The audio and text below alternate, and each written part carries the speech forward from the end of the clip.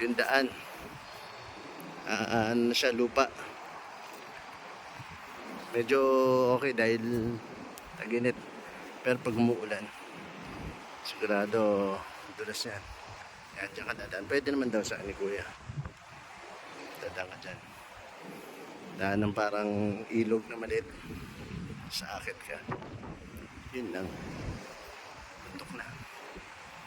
Hindi ko alam kung Kaliraya yung nasa likod nito man na Lumban o Kapinti. Wala tayong signal. Walang signal pagdating dito. Medyo pati yung navigation ko wala nang kali.